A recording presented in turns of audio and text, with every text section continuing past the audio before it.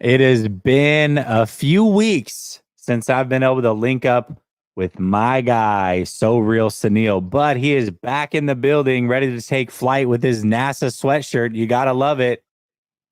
And the reason that Sunil has to, even if he wants to leave, he's always going to be a part of the show, is because he's the only one that is willing to hold me accountable. So it's funny. He's basically the voice of the chat. All the people that hate on my takes and think I don't know what I'm talking about, and you're an idiot, and you're not even a real 49er fan because you talk crap about this player or whatever. Sunil's kind of your voice of reason because he's the one guy that will on the show call things out and he remembers everything. He's like an elephant. If I had a take a year ago, he remembers it. He's ready to call me out. So glad that Sunil's back. He's your voice, the voice of the people, Mr. Sunil. But we got a lot to talk about, Sunil. It's been a couple weeks since we've been able to chat. We're going to talk a little bit about Shanahan. We're going to talk about the most impactful loss this team can have. We're going to make some bold predictions. And then, I don't know if you know this, it is the catch anniversary. So we're going to talk about those things plus more next.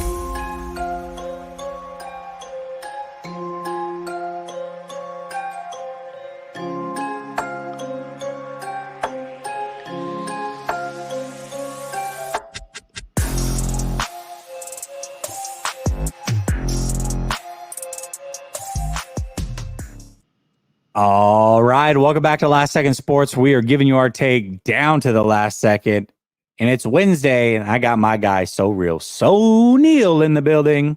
What's up, Sunil? Hey, man, it's been a minute. Thank you again for having me on the show. And before we start, Jesse, I know you gave that great intro, and we are going to be at each other's throats because that's what we do. But I do have to give you some props. I mean, the reason why we've been playing musical chairs with our show is because so much success has come to your channel. And I remember back, all the trials and tribulations because we first started very early on, man. You've been a big reason why I've had some success on YouTube. And, man, seeing your channel grow, seeing you now finding numerous ways to monetize your channel as well, man. I'm so happy for you, and I'm so thankful that this stuff is happening for you. It's a brand new year. And I can't wait to see just what's in store for Last Second Sports in 2024. And I'm humbled to be a part of it each week whenever I get a chance. And just wanted to give you your flowers before we get at it, my man. Thank you, bro. I'm not going to cry, though. So stop. And I'll make you cry later, bro. Whoa, pause. Pause. I want all the smoke. Hey, one thing about 2024, Cat Williams, Stephen A. Smith, everybody wants the smoke. It doesn't stop. Here on Last Second Sports, So Real Sunil wants the smoke. Let's do it. Oh my gosh. Well, this here is perfect. I love this because the first topic at hand is around Coach Shanahan, which is if we're going to disagree, this is a great way to start it off because you are a self-proclaimed Shana Stan. I am fine with Shanahan, but I don't think he's the greatest thing since sliced bread. So we tend to disagree when it comes to Kyle Shanahan. Now, I know you've seen it, Sunil. You've seen it floating around on Twitter. You've seen it if you've watched any of the content from anybody. Everybody's going around doing the quarterback rankings for the playoffs, myself included. But why don't we parlay that a little bit? Why don't we go to the coaches? Because coaches matter as well. And Coach Shanahan is trying to get off the schneid, win a Super Bowl. And I think it's perfect timing because Harbaugh just delivered his first real championship, national championship for the Michigan Wolverines. Maybe he comes back to the NFL as well. But now is a great time to talk about coaches, in particular 49er coaches. So out of the 14 teams in the playoffs, there are some very, very good coaches, including Kyle Shanahan. Where do you rank Kyle Shanahan amongst the coaches remaining in the playoffs? Now, I know during our very tedious pre-production for this show, you mentioned this question, and it's interesting because it depends on how you ask this question, because I do think coaching does matter, but then coaching plus the players and what they're doing right now Are we defining it that way? Are we defining it over the history of their coaching process? What exactly are we putting into the best coaches? So Let let me me ask define that it. question Let me first. define. Yeah. Let me define it. So I'm going to define it the same way I did with the quarterback conversation, which is who are you trusting most for this playoff run? Not who do you want next year, not who is the better coach this year, not who was great 10 years ago. Now, some things do come into account. I think playoff production certainly should come into account. Maybe you weigh a Super Bowl more than a deep run, whatever. That's up to you. But who do you trust to run your team the most throughout these playoffs? If everything is even, teams are even, you just need a guy to coach them. What coaches are you taking above Shanahan, if any? There's only one, and it's the guy I always say is the path that Shanahan has taken in his career, and that's the man in Kansas City, and that's Andy Reid.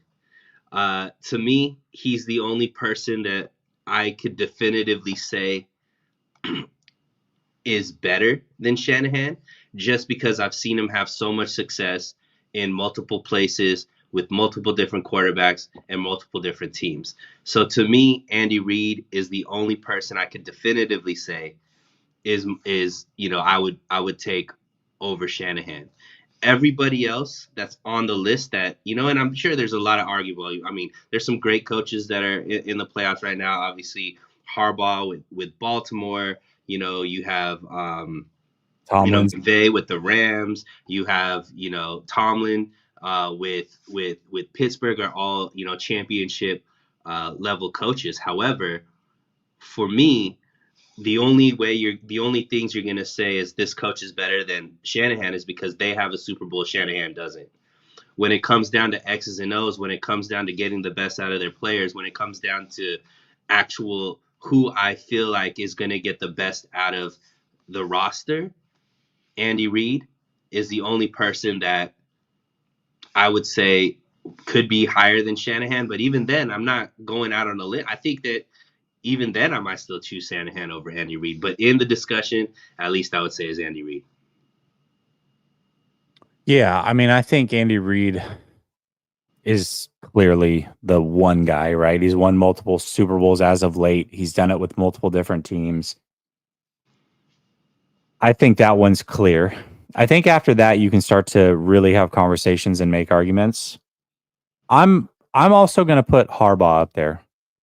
I, I think I think John Harbaugh is a fantastic coach. I think Kyle's a fantastic coach, but I think Harbaugh having a Super Bowl ring, doing it in so many different ways. I mean, you look at the different style of offenses he's been willing to bring through the door to make things work. To run an offense built around Flacco and his skill sets, to now doing it with Lamar and his skill sets, I think that says a lot about him. I also just really enjoy his demeanor. There was something about when the 49ers played the Ravens and he got interviewed at halftime and he comes out. The game's still very close at this point. 49ers, I believe, were getting the ball, if I'm not mistaken. And they asked him, they're like, well, what adjustments do you got to make? It's always a real serious, what adjustments you got to make? What do you think happened in the first half? And he goes, first of all, big smile on his face. First of all, Merry Christmas to everybody watching. We appreciate you watching. It's just so calm in the moment. He's not tense. You can tell that team really goes with him. And that doesn't mean that the 49ers don't. I think all teams take on the personality of their head coach. I just really like his temperament, him having a Super Bowl ring and him doing it with two vastly different quarterbacks and doing it at a high level, winning a Super Bowl with one, potentially now maybe doing it with another. We'll see what happens this year. But I'm going to put Harbaugh ahead of Shanahan as well. Can I push back on Harbaugh?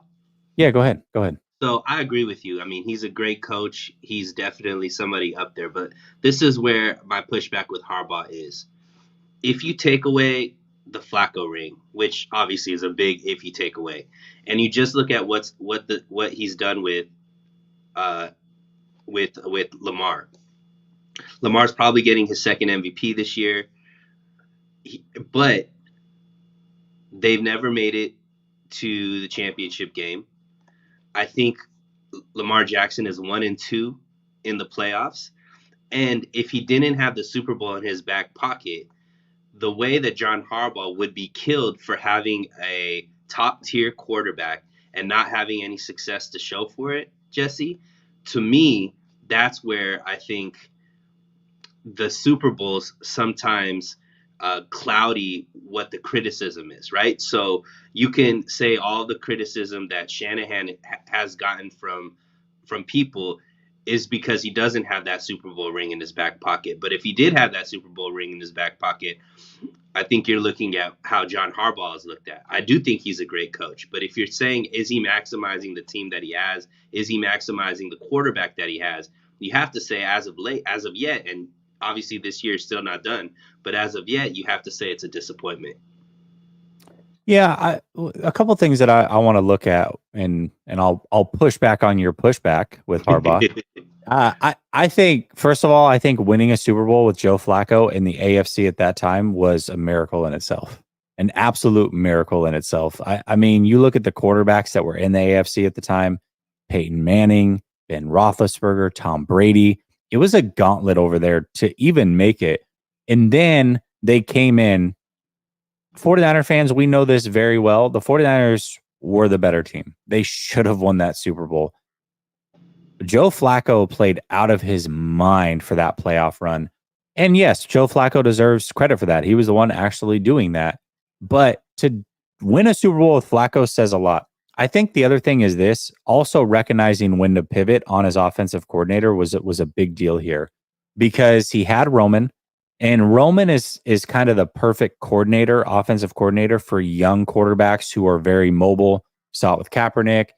We've seen it now with Lamar, and we've seen it with a couple others. But there is a ceiling. And for him to recognize, hey, we've hit that ceiling and I've got to pivot. And then to bring in a guy like Munkin, also to develop a guy like McDonald, who is now the new hot candidate defensively anyways, what he's done with that defense. He started with the Ravens organization, went all the way through it, left for 1 year, went to Michigan to be the defensive coordinator, and came back. He's really done a good job with those guys and knowing when to pivot. I just think and also one last thing, being with an organization as long as he has, it's very easy for your message to get lost and fall on deaf ears, and his has not. That team still loves him, plays hard for him, always have, never been an issue. That the Baltimore Ravens have never quit, and they've always been able to maintain an identity throughout all the years of going through different players, and the identity is hard-nosed football, running the ball, solid defense, and he's been able to maintain that. So I think you make a good argument. I think your argument's fair, but I'm still going with Harbaugh. So you're saying you choose Harbaugh over Shanahan at this moment? I would, yeah. Yeah, I would. It's funny because everything you just mentioned, to me, Shanahan does better than Harbaugh. But the one difference between Harbaugh and Shanahan is one has a ring, one doesn't have a ring. So I think, once again, if Shanahan, which I believe this is the year that he finally gets off the schneid and gets that Super Bowl chip, to me, it'll be all of these arguments will be moot, because if you look at coaching tree, if you look at the ability to keep a message going through thick and thin, if you talk about the ability to keep something afloat through multitude of quarterbacks, going through all of the transitions and things of that nature, Shanahan, I think, is the epitome of that. You see what his coaching tree is doing in just short amount of time, with 2 out of the 3 coaches that straight off of his tree are in the playoffs, in this year. So to me, everything you mentioned, Shanahan does at a very high level, but the only difference is he doesn't have the chip, which obviously is he doesn't have, right? So, and Chris, I want to clarify, we're not talking about Harbaugh, 49ers Harbaugh, Jim Harbaugh. We're talking about John Harbaugh. We're talking about playoff coaches, and where does Shanahan rank amongst playoff coaches? I just want to make sure that it sounds like you came in late, and I want to clarify for anybody that's just joining. They're hearing Harbaugh. He just won a national championship. It's fair that you may think we're talking about Jim. versus Shanahan. That is not the conversation. We're talking about John versus Shanahan and the other playoff coaches. So I just want to kind of reiterate that point for people that are just joining. What do you think about the Dallas coach? Oh, awful. Absolutely awful. And here's what I'm going to say, because there are 3 other coaches off the top of my head that have won a Super Bowl as well. And I'm not going to put any of them above Shanahan, believe it or not. I'm not going to take Tomlin over him. And I'm not going to take McVay over him. I'm just not. I think Tomlin is a fantastic coach as well, but I also think that he's one losing season away from being fired, and he's always teetering right around it. He plays with fire over there. They can't seem to get the quarterback position right since Ben Roethlisberger, so that one's going to be tough. And then I think McVay's done a fantastic job as well. If you look at the numbers, he's done better than Kyle. I understand that when it mattered most, I guess, that he won the one game, but I can't get over the fact that Shanahan big brothers him every time they play in the regular season. That's not by happenstance. I just think he's the better coach. So those are 3 other guys that have won a Super Bowl that I'm not going to take over Shanahan at this point. I would take Shanahan number 3, but I got to put Harbaugh ahead of him. So you got Andy Reid 1, John Harbaugh 2, and then Shanahan 3. Yeah. It's fair. You're wrong, but fair. That's funny. All right. All things Niners. He says, new subscriber. Love your stuff. Been listening to you for a while, collabing. Keep bringing the fire. Question. Do you believe the 49ers saved money by signing Lynch and Shanny before the year? I think you bring up a good point. I definitely think they could have saved money. Here's what I will say. It doesn't matter. It doesn't, because there's no salary cap on coaches and GMs. They could have paid them whatever. So if Jed York, the billionaire, saves a few dimes and pennies in his pocket, then sure, they might have actually saved money, but they don't count against the salary cap. So it's not like a move that I'm just super excited about. I can tell you one thing, though. Maybe it did, and this is where I think it could. Stability with the 49ers and also the culture that has been created with these 2 at the helm could save some money with some of these if the 49ers start getting some hometown discounts on these players because of what those 2 have built. So I think if those guys weren't signed, or maybe they were up in the air as far as their contracts and all that kind of stuff, maybe these players don't come back for an extra year or come back with the hometown discount or whatnot. So it possibly could. I think it goes a long way to show a foundation is there and it's not going to be broken up anytime soon. Yeah, most certainly. Matt says you can't take away, shout out, member for 3 months. Appreciate you, Matt. Says you can't take away a Super Bowl to fit a narrative. Yes, Anil, can't take away a Super Bowl to fit a narrative. He's talking to you. I can do whatever I want. You could agree with it or not agree with it. You are the boss of me. True. No. You are the boss of me. You don't control the words that come out of my mouth. Actually, a funny comment. Speaking of boss of me, and I've gotten this comment quite a bit lately. But I try to read the YouTube comments afterwards and like a lot of comments and respond to you guys and just kind of be a part of the community and appreciate that you guys support this channel. But of course, there's a lot of venom that comes through those comments. And the one lately that I've gotten, I think like 3 times this week, it's kind of crazy, is turn your 49er hats in. You're not a 49er fan. You got to burn those things. You don't get to wear those. So you're right. You don't get to control what we say. Yeah.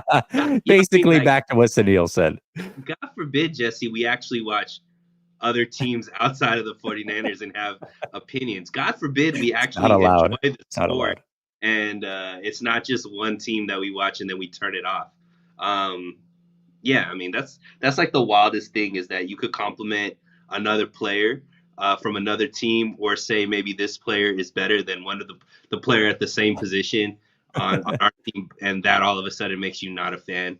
I mean, they're probably right, because you are a flip-flopper, sure. But I'm a hater and a flip-flopper. Those 2 things are also true. Those are very, very true. And mediocre content creator as well. Game manager, really. of content creation. I would agree. Dink- Uh, you and your dink and dunk takes, bro. You and your that's dink true. takes. That's true. That's true. But listen, that's a whole. You've opened a whole wormhole there, whatever, a whole It's jar like of worms. me. What's the saying? I don't know. I push my takes down the field. We go in air yards with mine. That's You true. dink and Dink dunk. and dunk. Dink That's and true. dunk. That's true. I'm a game manager of a Harbaugh. content creator. Harbaugh.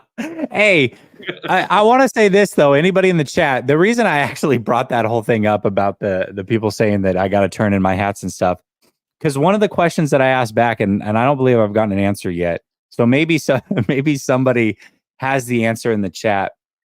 Since my fan card has been ripped away from me, where in the manual are the rules for these things? I just want to know how to be a good fan. When I got the manual in 1986 and started rooting for this team, or excuse me, 1989 and started rooting for this team, um, I don't remember reading the rules. So if anybody has the rules of how to be a true 49er fan so that I can keep my hats and not have to burn them, please, it would be greatly appreciated. I would love it. And maybe that gentleman will answer me as well. All right, let's talk about impactful losses, potential impactful losses. And there are, I like the way that you phrased this question when you came up with this topic, because I did talk about this topic yesterday, but not at all in this sense. We have two guys that are taking interviews with other teams, Adam Peters and Steve Wilkes. Now they're in very, very different roles for this team, but both are impactful in their own ways. So the question is, Sunil, which one would be a more impactful loss? Which one can they not afford to lose, if any of them? So I think the 49ers with Shanahan and Lynch have earned the benefit of the doubt to, even if they lost both of them, I don't think it's they can't afford to lose anything, because I think ultimately with those two there, that is the foundation and that's what's built this culture.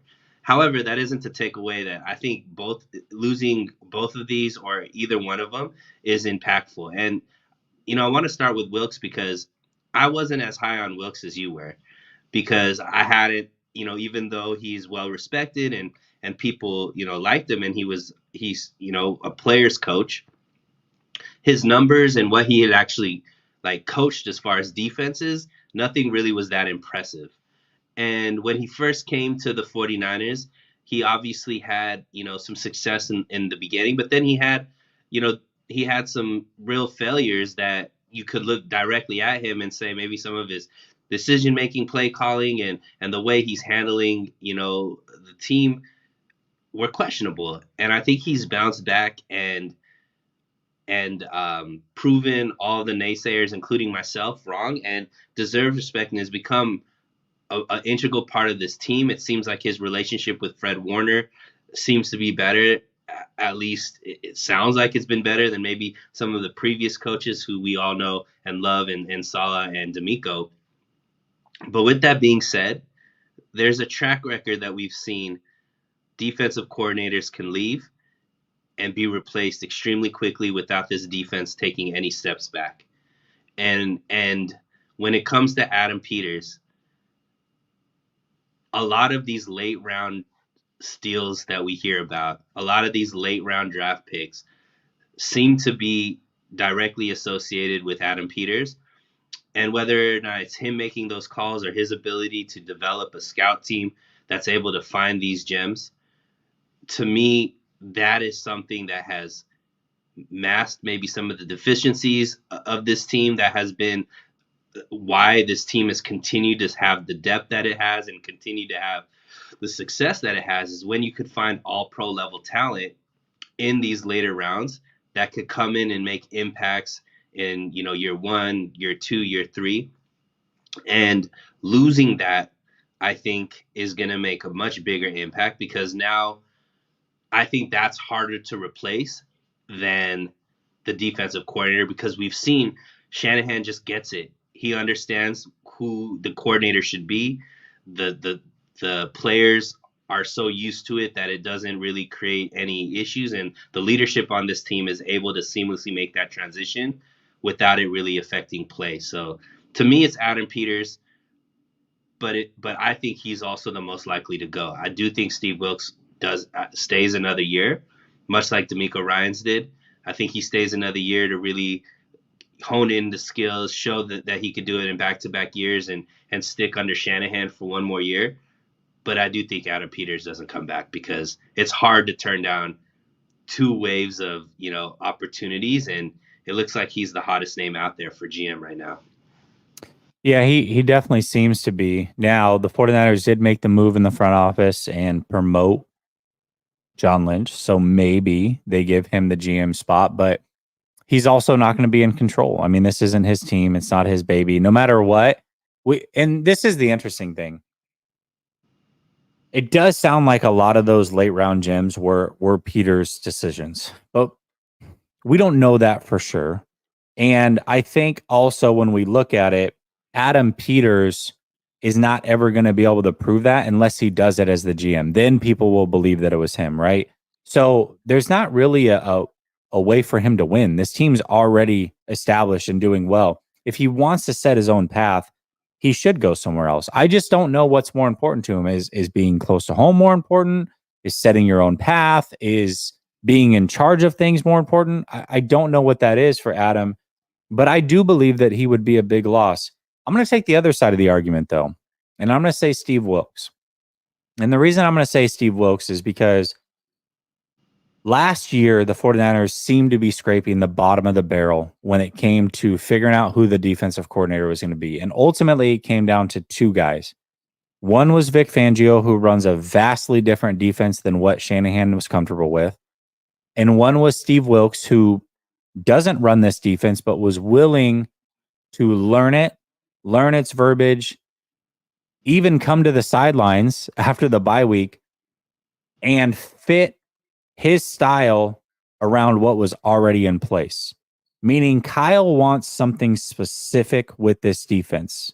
So whoever comes in has to be willing to run that defense regardless of what their style is. And that might be hard to find. Also, I think that I can look at the 49ers right now, and I just talked about Adam Peters, and I do believe that a lot of those late round picks were him. How many misses were him, though, too, right? I don't know the answer to that question because I can't quantify it.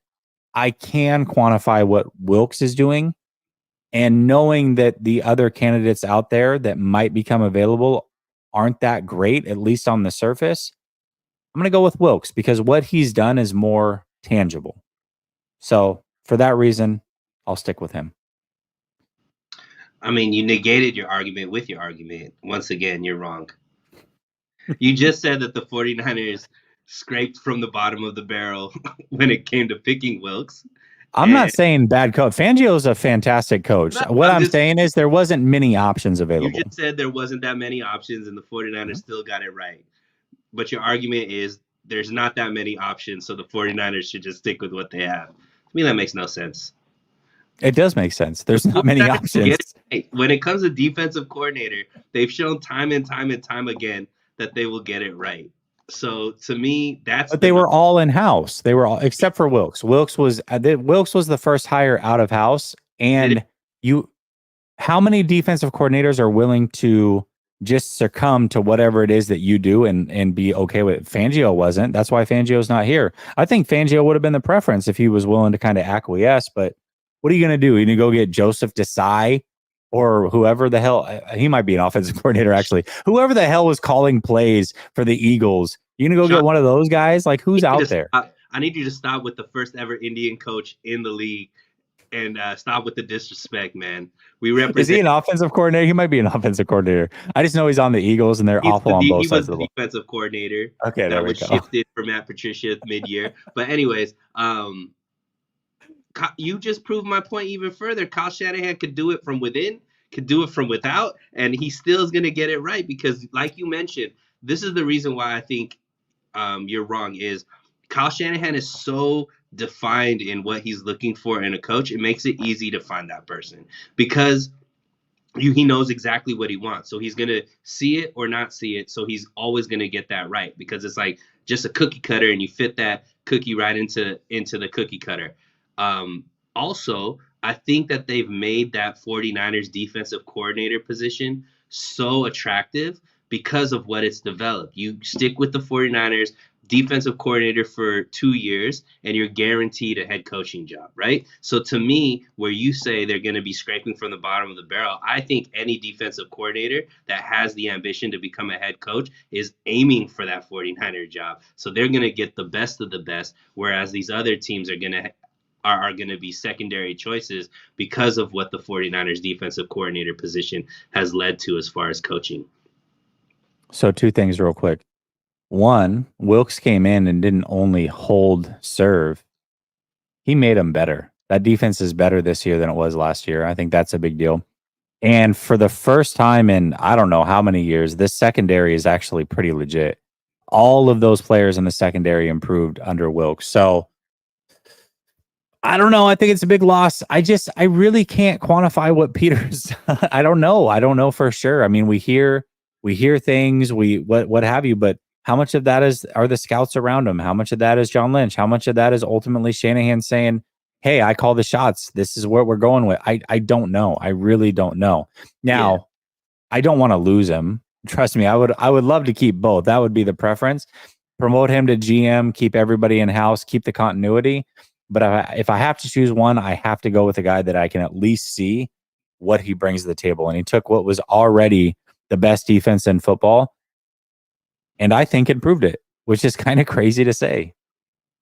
Yeah. I mean, a lot of things changed when Chase Young came too, so that did make the defense a lot better as well. But I think Yeah, that but I think that ultimately, Jesse, like I mentioned and prefaced this with, and I think you agree as well, even if one of them goes, both of them go. I think that John Lynch and Kyle Shanahan have developed enough.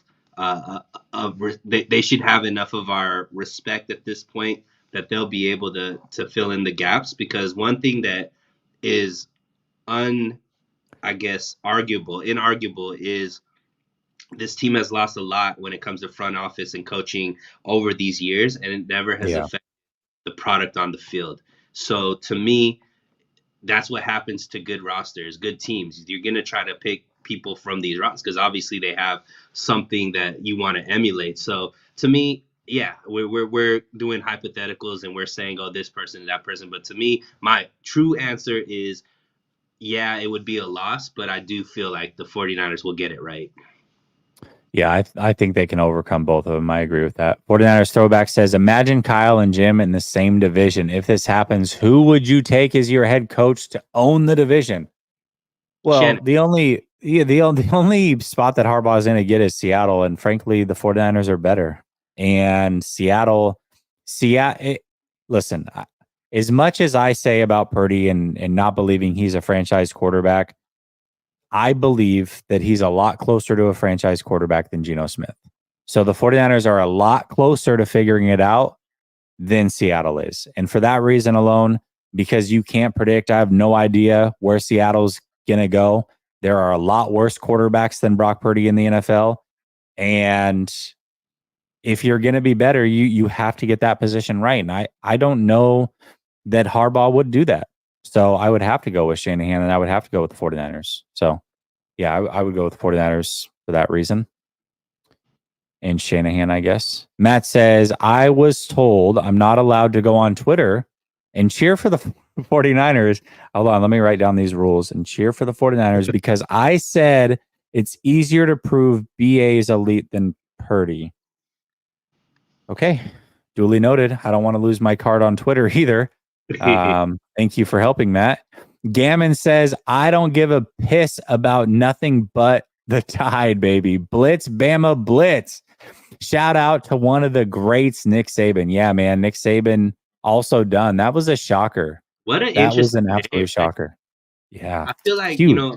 everybody. There's been a lot of talk about Saban and obviously Carroll and like them leaving at the same time. I mean, I think Carroll was fired, but Nick Saban obviously retiring.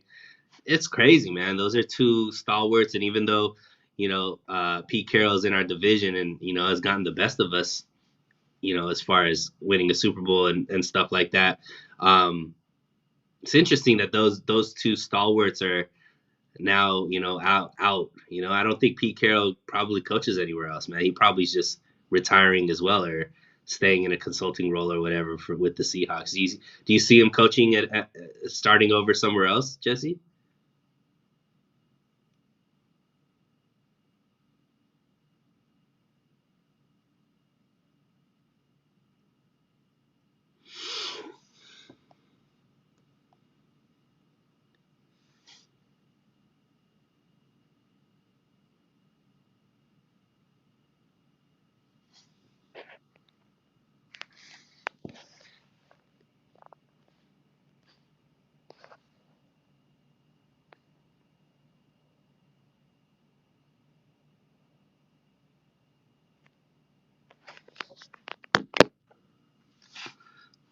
I'm not sure if Jesse froze or if I froze,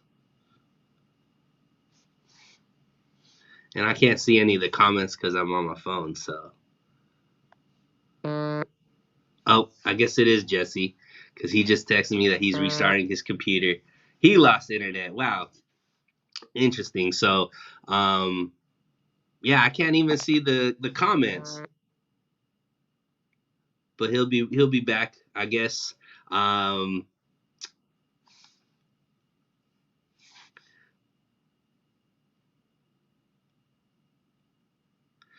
so, anyways, I could give my takes, and I'll obviously do this with blindly because I have no idea what the chat is saying or whatnot. But I did like the question from before. It's easier to prove that Brandon Ayuk is elite versus Brock Purdy is elite. And I think that's a fair statement. Did we get Jesse back? Heck, I don't know what happened. That's twice in the last week I've been sniped. It's crazy. Good, man, because it was getting real awkward because I can't see the chat because I'm on my phone. So I was just like, I don't know what anybody's saying at this point. I thought it was me. No, it was definitely me, man. You froze up and I was like, "Oh, you froze. Did we lose you?" And then I realized, "No, you lost me." So there you go. There you go. All right, we got through both those super chats. No, I had one Let question. My Yeah. question before you froze out was: do you think Pete Carroll starts fresh somewhere else, or do you think he's out the game? No, he's it sounds like he's moving in the front office. Yeah, that's what I heard. But I mean, do you think that he's happy there, or do you think he goes? I don't know. Yeah. I think anybody who's looking at that the way that team was ran this year, the amount of talent that was on that team and how archaic it looked on offense and defense, I don't know how you hire Pete Carroll. It's just not. There's no way. No way. So no, I think he's done as a coach. What would you? It's pretty interesting because Saban's gone, Carroll's gone, and there's talks that possibly Belichick gone. That would be a wild offseason, right? The three of the, quote unquote greatest coaches um, are all out at the same time. That would be an extremely interesting uh, conundrum, I would say. Yeah, definitely, man. It's you're seeing kind of the old guard go on their way out. But what's interesting is Harbaugh, he's not quite as old as those guys, but he's getting up there as well. If he decides to come back to the NFL on a second turn, that would be interesting. And he's going to be the hottest commodity being a college guy and coming back to the NFL. And you got guys that were the hottest of commodities just 3 years ago that if they would have left their current team, Seattle, if you look at Bill Belichick of leaving New England, if they had left their current teams 3 years ago, everybody would have lined up to hire him. So it is interesting how quickly things change in the NFL. And you know what else it points to, Jesse? How important getting the quarterback position right is, right? Yeah. Because all three of those coaches were having down years, and I mean, can you really consider Alabama a down year? They still made the playoffs. They still, made it to the Final Four, but their inability to have that quarterback be able to just lift all the tides obviously had them show out the way that they showed out. Belichick hasn't gotten it right since Brady had left, and Pete Carroll hasn't gotten it right since Russ left, and now all three of them could possibly be without work. Just even though they're so great, you could be great, but if you don't have the quarterback position right, it don't look good. Yeah, absolutely. Absolutely. All right. Give me some bold predictions for the playoffs. Now, I will say, self admittedly, anybody that just watched 49ers After Dark, this is the one topic I carried over from that show. But the reason I wanted to carry it over is because Sunil and I really like to hold each other accountable. And these are bold predictions, so I'm not going to go too hard on Sunil, and hopefully he'll take it easy on me. But I want to know what some bold predictions are from him in the playoffs. So I'll reserve mine. I'll quickly give mine at the end. If you watch 49ers After Dark, you know what mine are. But just in the sake of not taking yours, I'll let you run through some bold predictions for the playoffs. All right, my first bold prediction is the 49ers make it all the way to the Super Bowl. And Kyle Shanahan blows a 10-point lead. No. Oh, And none of the games are within two scores. all So the the way to the Super Bowl. Okay. all 49ers dominate the NFC and win each game by at least two scores. So it Okay. won't even be close. They blow out Okay. every. I'll do you one better because I had a similar one, actually. This is funny, but I took it through the Super Bowl. I agree. So who's the real fan, guys? Neil. Just kidding. No, I don't. I think the 49ers win the Super Bowl and it's dominant all the way through. This is the most lopsided playoffs, I think, of um of it. But I didn't want to give away the Super Bowl one, and you just drew it out of me, man. But anyways, the first one was that they win by two scores. My second bold Okay. prediction is Jake Moody will miss a field goal, and it won't matter. No, I hate you so much. You're so, He will miss a field goal, you're and so it won't, stupid. but it won't matter because the team is going to win that dominantly. And my third bold prediction is we are going to get the rematch of the Christmas Day game between Lamar Jackson and the Baltimore Ravens versus the 49ers in the Super Bowl. And it will be a dominant victory, dominant blowout by the 49ers. Kyle Shanahan will get his chip. CMC will be the MVP. And Brock Purdy will win his first Super Bowl and be goated as a 49er starting quarterback. Okay. Okay. Okay. Okay. Okay. Okay. Okay. Okay. All right. So I gave you the 10 points or more through the Super Bowl. I'll give you two more. Brock Purdy doesn't throw an interception throughout the whole playoffs. Wow. And the Super Bowl MVP is George Kittle. Wow. Okay. Who do you have him against?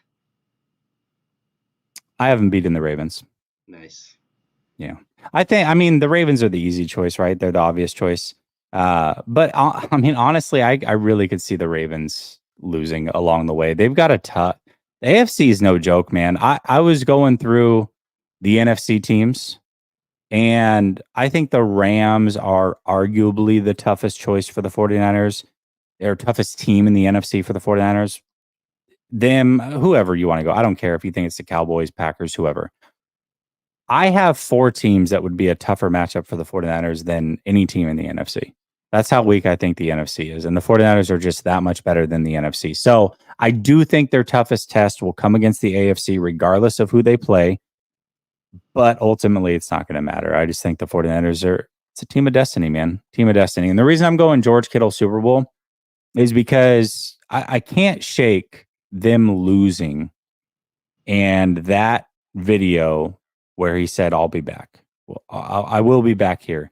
And I think the chance to get there will be a chance that he'll take advantage of, full advantage of. And unlike actual MVPs, like regular season MVPs, Super Bowl MVPs are won by receivers quite a bit. In fact, 25% over the last 20 years have been won by wide receivers. So I know he's not a wide receiver, but he is a pass catcher. So it's not that far fetched that he would. So I'm going to go with George Kittle. He'll have a monster game in his second time around. He'll seize the moment, be a big reason why they actually won and why his statement ultimately becomes true. So George Kittle, Super Bowl MVP. Yeah, I like it. I like it. I think it's wrong, but I like it because I think it's CMC. Great Gray Fox says every time I tune in, Sunil's in a different room. I think he has a 50 room mansion, and he uses this show as an excuse to spend time in each one. I love that. That is the best comment that That's we've ever, good. and it's accurate. You're right. I do have a 50 room mansion, and I do utilize this to actually use the rooms, which is why you never see anything on the walls. There's never anything on the walls. Nice. Very, very nice. That's a great comment. I love it. Absolutely love it. Okay. Today, for those of you that don't know, is the anniversary of The Catch, the original Catch, the play that started this dynasty that is the San Francisco 49ers, the greatest franchise in sports history, your San Francisco 49ers. But Sunil and I are not old enough to have been around for The Catch. So we have our own moments, and I want to hear yours in the chat. Give me a moment or two.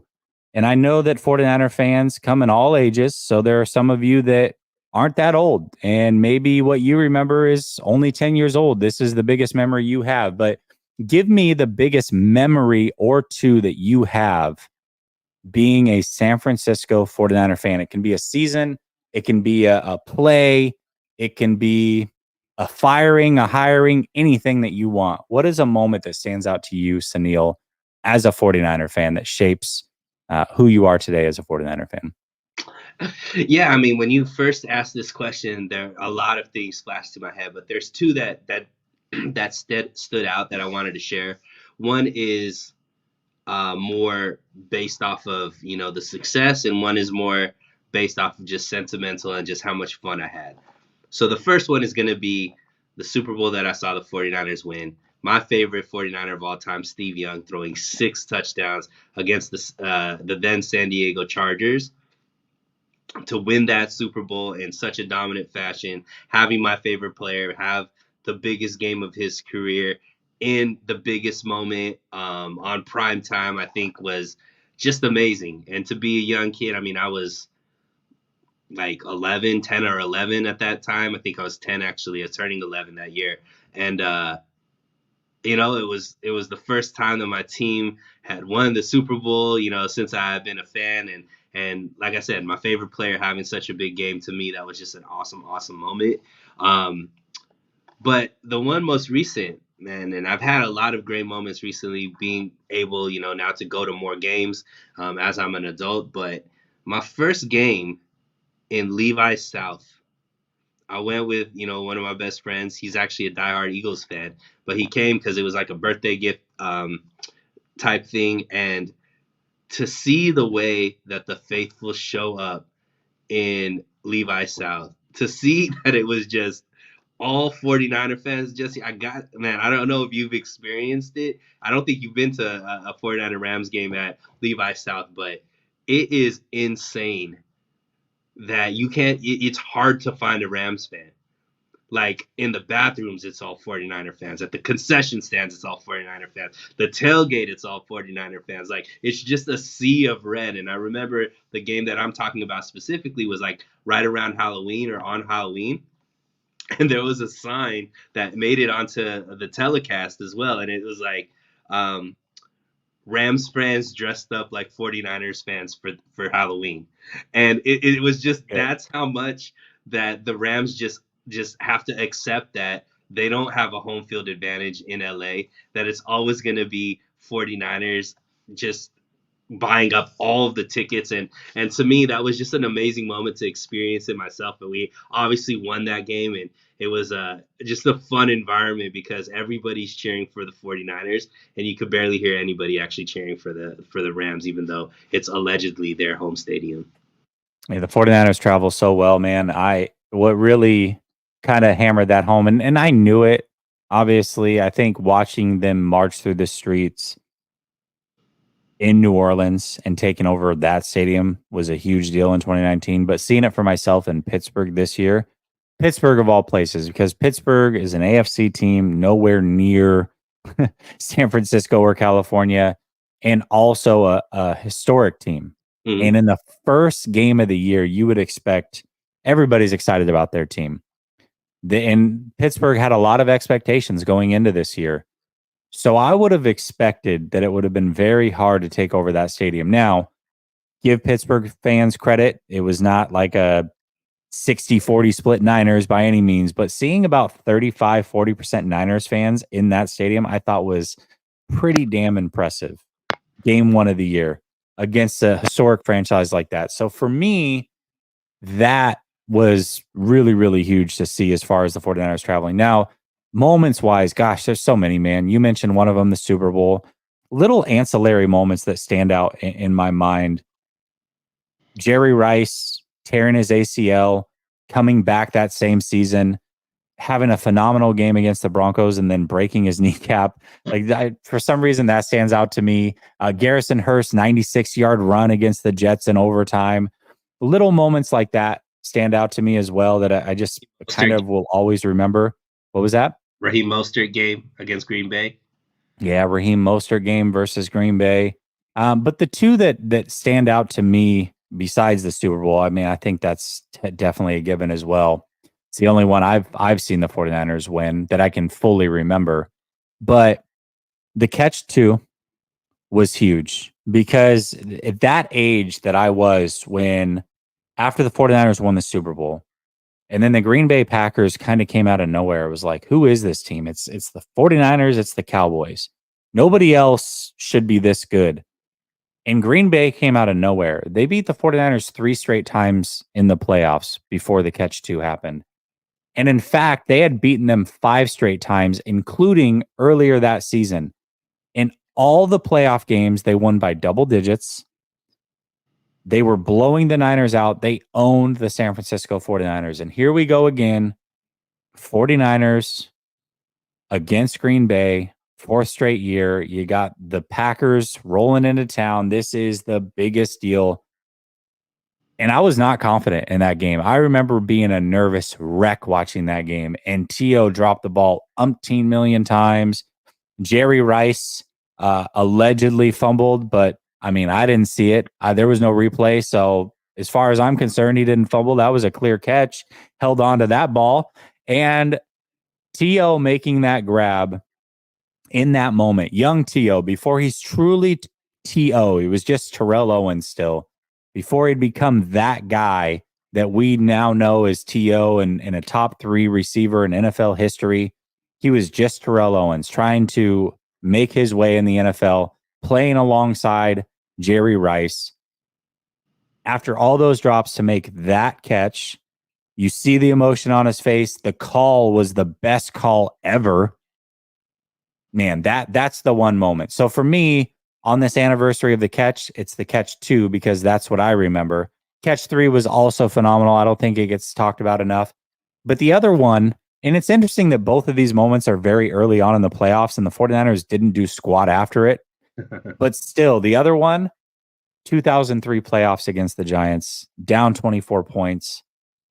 Jeff Garcia leading the comeback. The long snapper. We say they don't matter. Tabor Pepper, shout out to you. But they do matter because the long snapper for the Giants was injured. They were up 38-14 with like 4:39 or something left in the third quarter. 49ers come all the way back. They win the game 39-38, but the Giants have a chance to win that game at the end. And Trey Junkin, their backup long snapper, a guy that they had to bring in off the couch essentially because teams don't have backups because their original long snapper was injured, snaps a horrible snap. They don't get the kickoff. There was allegedly a pass interference, but I don't believe that happened either. And the 49ers win 39-38. Those two, for me, are the moments that stand out the most. And the reason that second one stands out to me a lot is my dad, God rest his soul. We were watching that game together. He was upstairs, or we were watching it upstairs, and the 49ers were getting smoked, and I couldn't do it. I'm like, I can't be around anybody. I got to go downstairs. I'm going to watch the game by myself. And every single time that the 49ers scored, I would take a broom and I would pound the ceiling like to celebrate with my dad who's right above me. Just celebrating, pounding the ceiling like we got one, we got one, we got one. And when we won, man, I ran up the stairs so fast and like just hugged my dad and he was so excited and I was so excited. So that game, the 2003 playoff game against the Giants, I will never ever forget that one. That was a comeback for the ages. So those are the ones for me. Love it.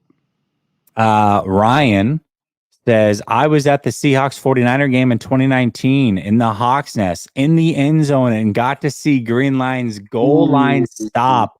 I'll never forget it. I love it. I love that. That is a very good one. That's a very good one. Gammon says Puka or BA. Oh, BA. I like Puka, and I think Puka's going to have a very good career.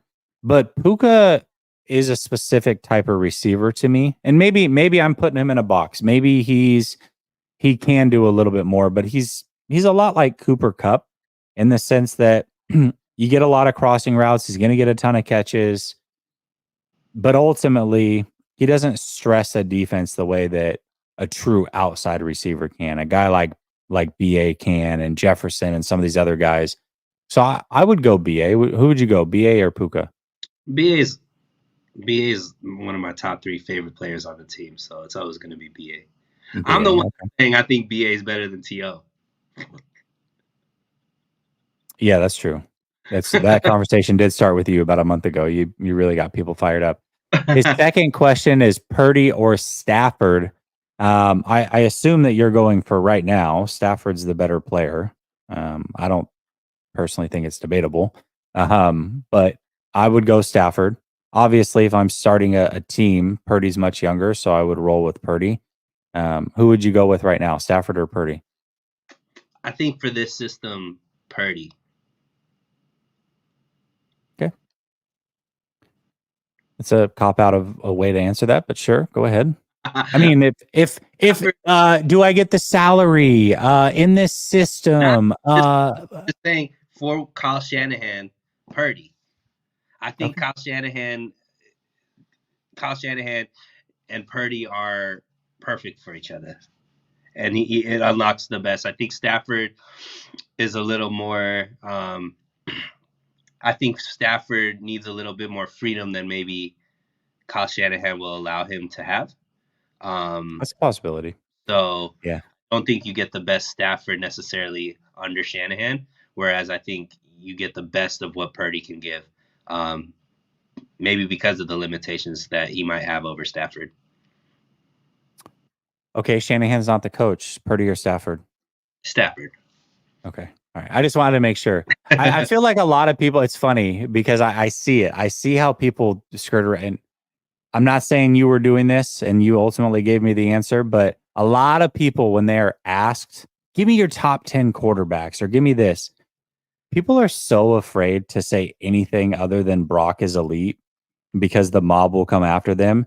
So they get real fancy with the way that they skirt around the question. There's always a stipulation. Listen to the way people answer these questions. It's always, well, in this offense with these weapons, or, well, with the salary, or, well, his age. No. Who's the better quarterback? Just who's better? In a vacuum, all things are even. Who is better? Who do you want running your team right now in this moment? It's a simple question. And so many people try to complicate it so that they can twist it and turn it and make sure that Purdy's in the top 5 and they don't get people pissed off. It's funny watching people kind of squirm and navigate that question. When it comes to Stafford, you look at some of the most historic years of receivers, and one of the common denominators is Matt Stafford was the quarterback. So you can't take that from him. He's played for some clunkers of teams, but with this system, with this salary cap. You already said Stafford was better, so we're moving on. But also people forget that he got Kenny Golladay paid too. Kenny Golladay is who's Kenny Golladay? What has he done since he hasn't been around Stafford? My gosh, crazy. Yeah, and just I mean, even when he was healthy, the Giants who had no receivers wouldn't play him. He said we got another one. Jim or Kyle? Jim or Kyle? Jim or Kyle. Who's Jim? Jim Harbaugh? Harbaugh. Got to be Harbaugh. Yeah. Oh, I think hold on. I'm gonna do it's so funny. Okay, you know what? I'm not gonna skirt around it. Who's the better coach? Harbaugh's the better coach. Who's the better pro coach? Kyle. I think Kyle's the better pro coach. But Harbaugh's done it in more areas. So right now, Jim Harbaugh with a recent national championship, doing it at 3 different colleges, coming to the NFL and doing it there. Who's the better overall coach? Jim. Who's the better pro coach? I think Kyle. I didn't want to be like, well, are we talking pros or because then I'm doing exactly what I just said people do with Purdy. So I just had to say the better coach is Jim, but I do think Kyle's the better pro coach. I have to make sure that I throw that disclaimer in there. All right. Let's talk about pressure. In particular, pressure with these San Francisco 49ers. And I don't think that all players, coaches, front office members have pressure on them to win a Super Bowl this year.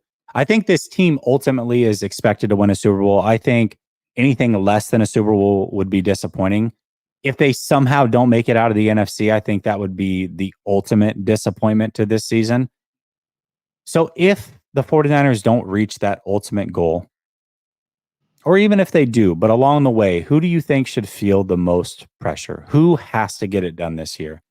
Coaches, front office, owner, players. Who do you think should be under the thumb of the fans as far as pressure goes? there's only one right answer, Jesse. There's only one, Okay. and it's my guy, the head coach of the 49ers. Okay. If he doesn't get it this year, it's going to be impossible for even me, the Shanistan, to be able to win an argument because ultimately this is a year where they're the favorites. He has the quarterback that he wants. He has the offensive weapons that he wants, the running back that he wants. He has the defense that he wants. To me, one of the weaknesses that possibly can be is the offensive line, but he chose not to draft people and replace people and all that kind of stuff, or make have solutions for that. So ultimately, this all falls on him. If they don't end up winning a Super Bowl, um, it's is going to go back to, can he win the big game? Is he up to the challenge? And fair or unfair, it's an argument that people have. People had that same argument against Andy Reid till he finally won it. But ultimately, we've always said the quarterback has held him back. The quarterback position has held him back. He finally made a decision and said Brock Purdy is the guy. Brock Purdy has shown that he is capable of beating any big team. Obviously he had the bad game against the Ravens, but ultimately he has shown that he's capable of leading this offense in a way that it's an elite caliber offense. The defense is an elite. If he doesn't get it this year, man, it falls on his shoulder, and ultimately we're gonna look at it and say, is he the right guy for the job? Mm. Yeah, I mean, I think that's for sure. That's for sure the answer. And everybody in the chat agrees that Kyle Shanahan is the one that's under the most pressure. I remember I tweeted out before the season started that this season, like it or not, for better or worse, is Kyle Shanahan. I refuse to blame, and I saw somebody put in the chat, I refuse to blame Brock Purdy in his first full year as to the reason that the 49ers don't ultimately get a Super Bowl. I just can't do it. It wouldn't be right. It wouldn't be fair. So I agree. Kyle Shanahan is the main person, but I do think there are some players that fall under that, and I think also John Lynch can fall into this category. John Lynch decided to not take a giant TV deal because he loves to be in the trenches, and really he's betting that this team was ready to win a Super Bowl. That's what he wants. He wants a ring.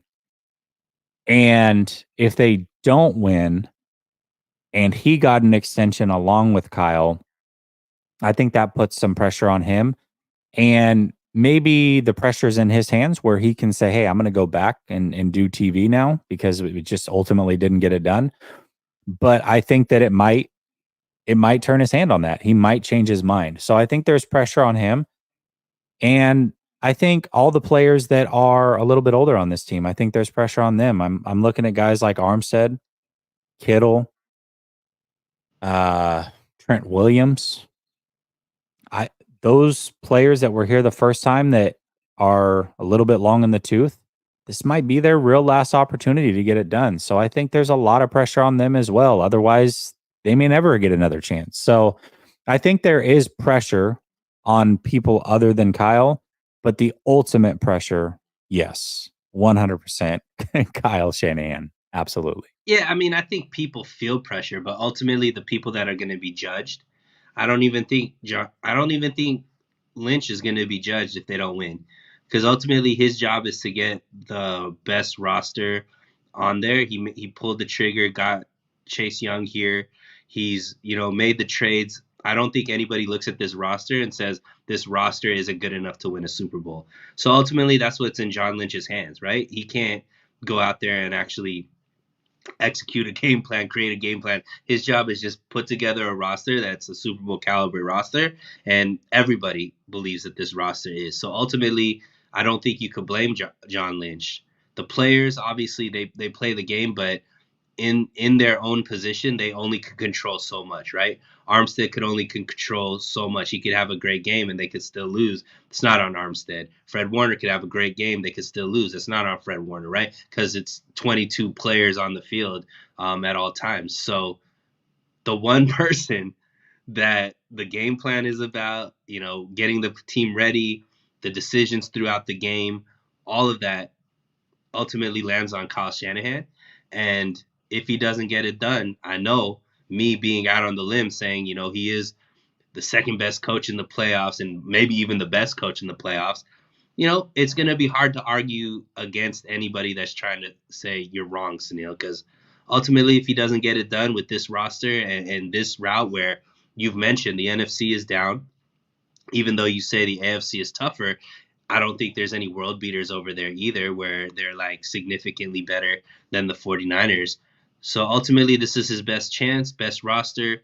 It seems like all the stars are aligning. So if he doesn't get it this year, you're going to start asking the question, well, is he ever going to get it as a 49er, right? So I think that's where the pressure lies solely on his head. Yeah, and I think there's another element to this is what if they have another lead and they don't get it done? Mm. Like, how how many times are you gonna see that story play out before you're just like, I'm completely out? Now, I definitely think that there's a group of people that will never put full blame on Kyle. And ultimately, I think they're likely gonna win the Super Bowl. So this is gonna be a moot point in about 5 weeks ish. But if they don't, and if they blow another lead,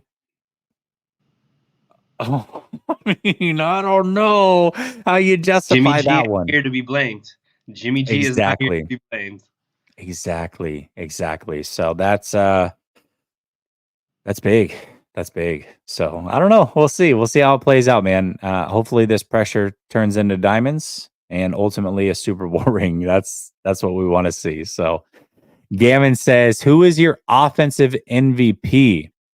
Okay, he's got multiple questions here, so I'm gonna pull them down so that we can see your face. Who's your offensive MVP? CMC. Agree. Yes. He says, Trent, who is your defensive MVP? This one's tough, man. I'm gonna go with Ward. Ooh, I like it. Damn. This And one the is really tough. I Yeah, go think ahead. I think that I go with Charvarius Ward. Obviously, he's had his most productive season as a 49er, but his ability to just play the other team's toughest player is something that we've always wanted. And I Yeah. think he's done an amazing job at it. I think he's been able to help elevate the rest of that cornerback room with E-Man and Ambry Thomas stepping up. So yeah, to me, I got to give it to especially the safeties going out, Hafunga going down and all that, and the secondary didn't take a hit. I think a lot of that you got to give credit to Mooney Ward, and he's not winning any awards. He's not all pro. Like people are just not talking about him, but I'll give him defensive MVP for this team. You said E-Man. I think you meant Demo. But yes, yeah, Ward is tough to go against. I'll give another name for the sake of giving a name. I'll go with Dre Greenlaw. Ooh, Just because I think he's a tone setter. I think he's an absolute tone setter for this team. We saw the one time that he didn't play how piss poor this run defense was. And I think he's the thumper. He's the only true thumper on this team. And teams kind of fear his tenacity and reckless play a little bit. And so I'm gonna go with Greenlaw, but I can't really argue Ward, to be honest. I think that's probably the right choice, but I'll just throw out another name, and that's Greenlaw. It says most undervalued offensive player. BA. Mm, I think people, even though he's the number one receiver as far as yards and touchdowns and all that kind of stuff, I don't think people see him as elite as I see him. Um, I just I don't think people realize how insane his production is for how low his opportunities are, and his I think his ability to be the perfect wide receiver for the 49ers because of his blocking prowess and the way he just accepts that role. And I mean, how many CMC long runs do you not see BA in that same frame? It's just insane how BA is just in any big play. He's in the frame somehow blocking someone down the field, whether it be a Debo, a long player, CMC long player, insert anybody. BA is running down 40 yards, 60 yards, full sprint down the field, blocking someone. And on top of that, to be the most productive receiver as far as yards per catch, um, and just I think he's what, yeah, like 40th in targets, but top 10 in production is insane to me. yeah, he's absolutely incredible. I'll throw Aaron Banks' name out there. You know, the left side of this line isn't dominant because of one player. Now, Trent Williams is fantastic, but if he doesn't have anybody worth a while next to him, then the left side isn't what it is. And I think Aaron Banks is a little bit underappreciated. I think the offensive line, when it's funny because when you talk about the offensive line, what do people always say? The right side, the right side, the right side. And then they give the credit for the left side all to Trent Williams, as if Aaron Banks just isn't there doing his thing. So I think Aaron Banks is certainly underappreciated, underrated. And I also think he's played through a lot of little nagging injuries. He had something with his bicep, I think, early in the year, or pec or something, was able to pretty much play through that. He's had the turf toe thing. So I know he's fighting some injuries out there, and he's still able to put it together and be a stalwart on that left side. So I'm going to go with Aaron Banks. And then he Yeah, says, yeah, go people ahead. people I remember it was what, two years ago, people were Mhm. like, they let Lake and Tomlinson walk. We'll never be able to get that production back and yada yada yada. Nobody's talking about Lake and Tomlinson anymore. I remember at that time I knew Lakin was going to walk, and I knew that they weren't going to re-sign him. So I wasn't mad that he walked. But one thing I do remember saying very vividly that I was wrong about was there. No matter how good Aaron Banks is, and I wasn't one of those guys that was like he's gonna suck. You know, a lot of people did think that.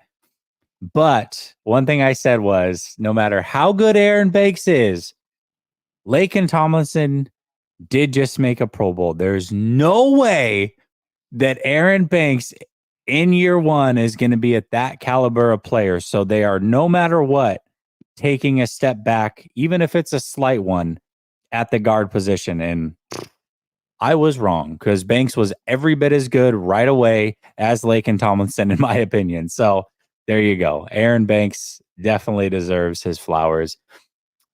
Gammon says Juwan Jennings is his most undervalued. And then what about on defense? Who's your most undervalued?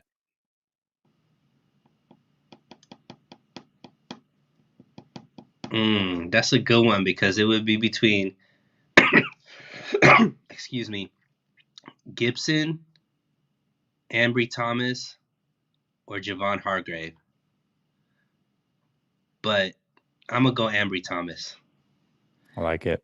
The reason why I'm going Ambry Thomas is this defense had a weakness in the first half of the season that it was just atrocious. Even though the team was winning, even though the defense looked good, there was one weakness, and that was that third corner, that nickel, and it was because Isaiah Oliver just wasn't it. He wasn't the dude that we wanted him to Yeah. be, and this defense was getting gashed. And obviously, Demo ended up being the solution there, but he's only the solution there because Ambry Thomas came in, stepped up, and was able to man the outside and not be a liability like he had been in previous years. And his ability to get interceptions, his ability to just take rep after rep without letting big plays go, and even if he did let a big play go, not allowing it to affect his mentality and still go out there and have a solid game. To me, it's been invaluable. And I think one of the reasons you mentioned it earlier that the secondary looks legit and is finally legit. He's a big reason for why this secondary is so legit, even though maybe he doesn't get as much credit for Man, he's almost too legit to quit. it. Uh, hey. I'm actually going to go with Always Drip, who said that Demo. And the reason I'll go with Demo is because Oh, yeah, I was just gonna say because Ambry Thomas, I think, is a great choice, but Ambry Thomas isn't possible if Demo is not able to just be a chameleon and play inside and out. So remember, he started out outside, and then because he can also play that nickel or that slot spot, that allows guys like Ambry to play their natural position. So Demo has been able to do it all on this defense, and just watching him grow, man, I love. I'm a Duck fan, so homerism, loved it when he was picked, celebrated it. I, I never expected that he would be this fantastic. I did think that he could be a starter at some point, but not to this level. He's been better than even I thought as a Duck fan and a 49er fan watching him come in and celebrating that pick. So I think Demo's another one. There's quite a few. Gibson was a good one by Gammon. I think Greenlaw we can throw into that category potentially, even though I gave him the MVP. There's some guys on this defense. Jair Brown, how about him stepping up for yeah. Talanoa Hufanga when he went down? There's some guys now. There's some You guys know, that we can give this thing Vern to. Burke had a session there where he really stood up, even though now he's Yeah. injured. I mean, this defense, I think one thing we could say that a lot of people were wrong on, I wasn't one of them, but you were, was the depth of this defense was a lot better than people wanted to give him Oh, credit. whoa. Hold. I'm gonna push back big time. Okay. The depth of the defensive line was my biggest concern. And looking back on it now, how did they obtain the depth that is now here on the defensive line? Did they have it at the beginning of the year? Or did Uh, they go get it? you said the defensive line, but okay, let's go. Let's play your way. Yeah, they made two trades. Yeah. And Jackson couldn't even make it through the year. So Hmm. the defensive line depth was not really existent at the edge position at all until they went out and acquired it. Did they trade for corners? No. Did they trade for safeties? No. Did they trade for linebackers? No. Okay, just wanted to make Did I sure. say defense? I don't see. I'm gonna have to go check the tape on that one. See, this is. I told you this was Cedil does. At the beginning of the show, I foreshadowed that this was going to It was happen. dude, it was definitely it was you and Marco both would go at my throat when I was like, dude, the defense has enough depth. And it's like, no, they don't. It's gonna be the weakness. And I was like, all right. Are you sure that I didn't say defensive line though? I don't feel like I said defense. Maybe I did. You know what? You're probably right. I'll give this one to you. I'm still going to check the You tapes. give this one to me. I like it. I'm still gonna pour through the hours upon hours of shows we did this off season, so I can come back next week and be like, "Hey, just so you know." Just kidding. I'm sure I did say that. Who knows? You're probably right. You definitely keep receipts on me. Fair enough. All right. I was wrong. I was wrong. Can I ask you one question Early. before we Yeah. head out? And obviously, Yeah. I Go think ahead. we're going through this more in the off season, but Yeah. I think at the end of this year, you got to make a decision on Ambry Thomas, right? Do you think that you give him an extension or do you let him walk? Because he's a third round pick. This is his fourth year, I believe. No, this is third year. I think oddly enough, Ambry, Ward, and Lenore are all up after next year. Oh, are they? Then never mind. Yeah. So I think they're going to be good. I think they're going to be. I'm pretty sure. I'm pretty Embry sure that those three, were drafted the same season, so same offseason. Ambry and Lenore. Yeah. So Yeah, and Lenore was the later pick of the two. So if right, they have to make a decision on Ambry, then they would have to make one on Lenore as well. they play that eventually because they're not. They kind of let those kind of players walk, but hopefully they re-sign Demo. mm, mm. Ross clearly coming to my defense. He says, I think you said defensive line. I agree, Ross. I think I said defensive line too. I don't know. I really don't know what I said. I easily could have said defense, but I'm going to stick with it. I think I said defensive line until somebody proves me otherwise. So there you go. All right. Listen, Sunil, thank you so much for joining me. Appreciate you as always, chat. Much love. Appreciate you. I think tomorrow I'll be back on. I think we'll be back with the trio of Larry, myself, and Vish, assuming Vish isn't out sick again. And we'll be on Larry's channel, which means next week we'll be back here for the trio on Thursday. That being said, much love. Appreciate y'all. Stay blessed. We'll talk soon. Peace.